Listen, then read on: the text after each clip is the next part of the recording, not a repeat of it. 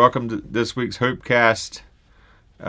Today is Friday, March the 3rd, 2023. I'm your host, David Lapp. Today I want to share some of our transition out of the Amish community, some of the beginning phases of the ministry, and some of the things that we've walked through, with that. Not sure yet what I'm going to share, but it's going to be, we'll see where this goes. Bible verses out of Genesis 12, 1-3, where the Lord told Abraham, said, "Now the Lord said to Abram, get out of your country, from your family, and from your father's house, to a land that I will show you. I will make you a great nation. I will bless you and make your name great, and you shall be a blessing." In some ways, it almost feels, that was sort of the feeling we had when God called us out of everything that we knew, and we started on a new journey with God to start a nonprofit, to start a ministry, and to step out in faith of everything that we knew. Little bit of the process of excommunication. I know there's people that have wondered, how that works, why we got excommunicated. Some of that. We were on a journey with God, and there was a time where we were just seeing healing miracles. We were pressing in for more of God, and there was a group of us that would get together every night, and we just experienced God. And it got to the point where the religious structure could no longer sustain what God was doing in our lives.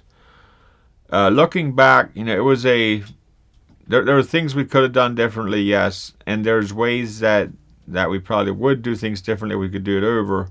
But God still had His hand in it, and there was so many God moments that we experienced along the way.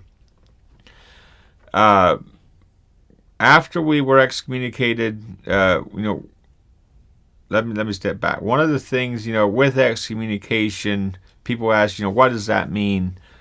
In a sense, we lost our friends, we lost our family. I say lost our family. We can still communicate with them, but there's still a breaking away that happens. And again, that varies family to family, how they deal with that, how they handle a family member being excommunicated. For us, my siblings are actually, most of our family's excommunicated at this point, including my parents.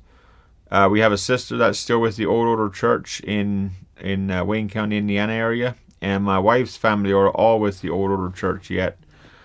It's been a process over the years, to rebuild relationships, to still honor them where they're at, and walk out the shunning process in a godly way.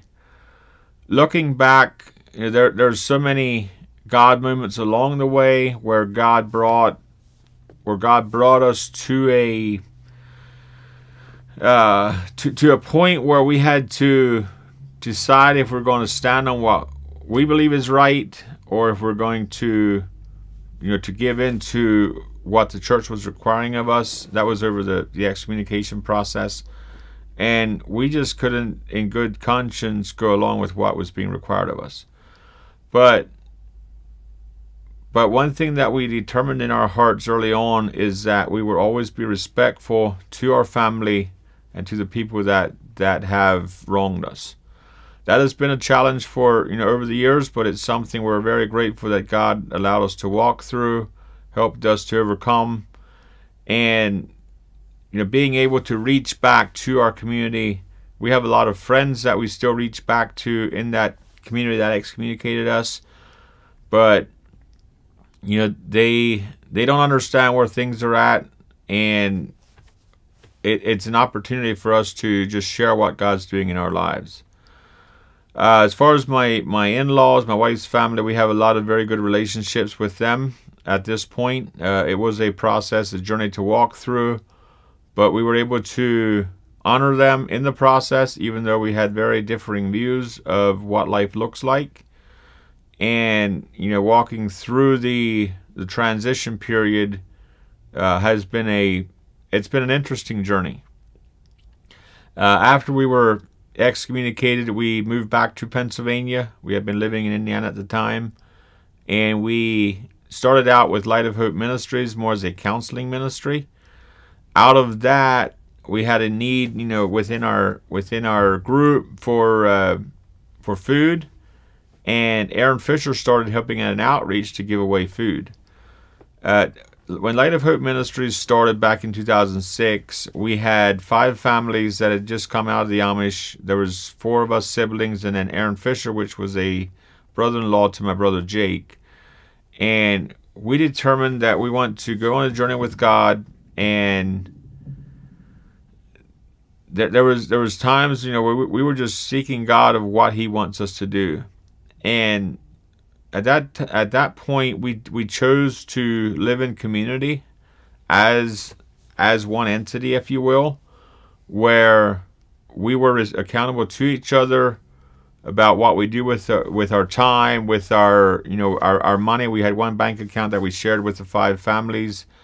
We had a time of learning how to basically relearning how to do life as a community outside of a community. And it's been a process of trusting God, taking steps, towards ministry, towards helping other people, and still taking care of our own needs and our own families. And there again, I'm sure we made some mistakes along the way, and we're still living in community to this day, although we are more separate as families than we were at one point. Like at this point, we each have our own bank accounts again. We have certain things we do together and certain things that we do as individual families. As our children were growing up, we recognize there's for this to be sustainable, there almost needs to be a reconfiguration of the way we had been doing things. Step back a little bit to 2006 when Aaron started helping at an outreach in Harrisburg. He started hearing about some of the food that's available, and we would receive small volumes of what was being available, initially mainly for our own needs, but then to give out to other people as well, and that grew into what you see as Blessings of Hope today. Starting in a 3-car garage in Farmersville, we were, our cooler, we could put about a skid and a half of product in if it was hand stacked, and our freezer was a 4 foot by 10 foot, and there again we could put a little over a skid of product in, with hand stacking everything. But we just basically took the next steps as we discerned God was showing us. One thing we've always determined in our hearts was to be open to the people around us for correction. Because there's four what trying to remember what they call it, but there's things that that other people don't know about you, and then there's people that and other people know about you, and then there's things that other people know about you that you don't know, and then things that are unknown yet. And we're always looking for people to help us learn where we're at, better our lives for God's kingdom, and take steps in a community type of fashion where we're not trying to hide things from each other. We're transparent of who God called us to be, and we're open to sharing who God called us to be. Remember early on when we started in ministry, we had one apple tree in our backyard where we were living at the time, and food was always a challenge. Having enough of stuff to eat, good stuff. We always had the basics, but apples or something like that was a huge treat for us. And we picked the apples that one year, and we prayed about it'd be nice to have a few more trees if somebody has some trees that they're not using, and if we could go pick some apples to make more applesauce, pie filling, stuff like that.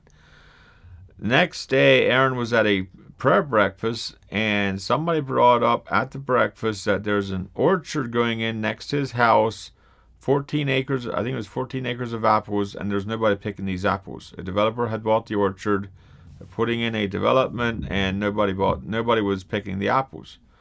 So we got permission from the current owner then to pick as many apples as we wanted to. And that was a huge blessing.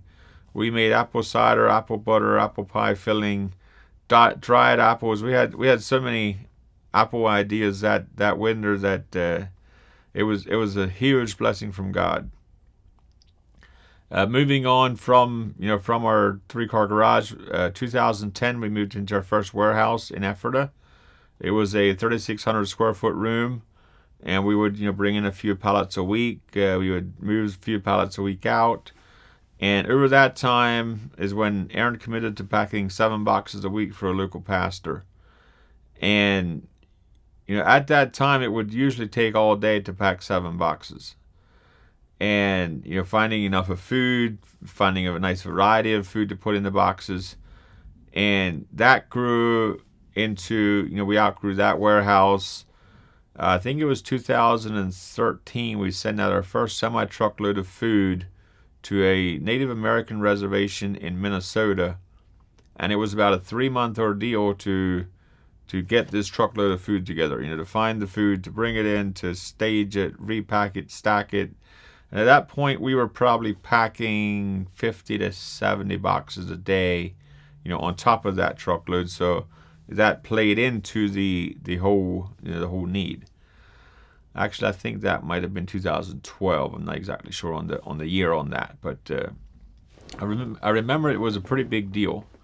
And now we have multiple truckloads a day going through our facilities, and it's just amazing to see the growth. Moving on to we outgrew that facility. We had a facility in Ephrata where there was no cooling, no air conditioning. It was just a tin building, and we weren't in there very long because it was too drastic temperature changes. And one thing you want with food is more of a consistent temperature range. So from there we moved to it was a nice warehouse in Ephrata. We didn't really have any parking. At that time, we had minimal volunteers, and we would do usually 1 volunteer shift a week where we're packing boxes. This was on Park Street in Ephrata, I believe it was, the former Science Press facility. We had a corner of that building. It was like 6,000 square foot, where later we moved to the other side of the room, which was, it was around 10,000 square foot. And at that point, is where we had our first drive-in cooler. We had like 2,000 square foot cooler, and we could stack skids of product into a cooler without restacking them. Just put them in the cooler, and that was a huge step at that point. We were in the Science Press building for about 2 years, I think it was, and then we were going to move to Norman Road in Lancaster, but the former tenants were not moving out. We had a lease signed there for 30,000 square foot, so that would have been a 10 to a 30, which would have been a pretty big step, but didn't work out. So after about a half a year of waiting on the former tenant to move out, we decided to drop that, and then there was another building that had come up for lease. In the meantime, from November of 2014 till spring of 2016, about a year and a half, we were operating out of a building that somebody allowed us to use that did not have any refrigeration again, and all our refrigeration was in semi-trailers. And we didn't have docks for them. We basically hand load, or we had to use pallet jacks to bring the skids to the back. Then we had a forklift to set them down. If you wanted to skid all the way at the front of the truck, we would have to work everything out, work it back into the trailer. We've had weekends where on a hot summer day, the reefer quit running, and you come in Monday morning, you have ice cream running out of the back of the freezer trailer, stuff like that. So, you looking at Blessing of Hope today, people don't think about some of the crazy hours and stuff that went into getting it to where it is today. I mean, there were times, when Aaron Fisher would go to work at 3 o'clock in the morning, he'd come home 10, 11 o'clock at night. And, there was so many challenges that had to be overcome. And with the challenges, there was multiple times when if it wouldn't have been for, praying about it and sensing that God really wanted us to do it, there's the blessing of hope would not exist today. Because we've had so many opportunities to just say, this is crazy. We got better things to do. But we always had the sense that God was with us, and in those times are when we would experience some of our biggest miracles. And moving on from the building where we had all the trailers for storage, in 2016 we leased a 16,000 square foot facility on Eagle Drive in Leola, and that was a nice facility. That was by far the nicest facility we had to date, up to that point. But it was a huge step for us to think about, the coming up with the rent every month. At that point, our budget was probably $150,000 a year. Before that, and to think of coming up with another $100,000 a year for rent, plus additional staff we had to hire, to grow into that facility. But through the years, God was always faithful to bring the right people in at the right time. At that point, we had a businessman pledge $5,000 a month toward the rent, which was more than half of the rent that we needed, and that was a huge blessing. And that was something that allowed us to take that step of faith. It gave us a little bit of a foundation that we didn't have to tear our faith completely, but we could we could still trust God for the other 4. We just instead of having to trust for the full 9, we would just have to trust for the 4. And that allowed us to decide to take the step. And through that we implemented our selection center area separate from a warehouse. At our Eagle Drive facility, the volunteers were still working in the warehouse, and whenever we had volunteer shifts, we couldn't operate the warehouse, we couldn't operate the selection center, because everything was used for volunteer space. Parking was a huge challenge there, especially in the later years, and it was a blessing, but we outgrew it very quickly. Gonna come back to the story later on, but for those of you that have listened to my HopeCast from 2 weeks ago, I shared some of my childhood story up until we were excommunicated.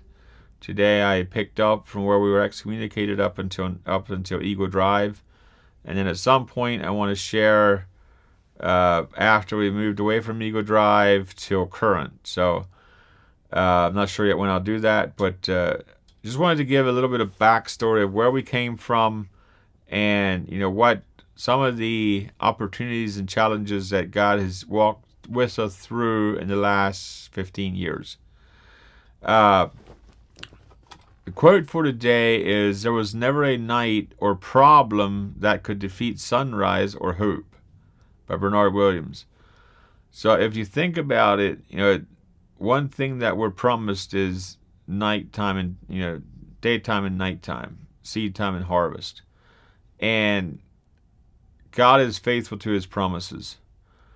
And if we think about all the challenges that we've had to overcome the last 17 years, we can think about the ways that we could have done it better, or we can see the times when God came through and brought hope in a time of despair, or a time when it seemed like there was nothing going right, and there were so many opportunities for failure. But without failure, you don't learn.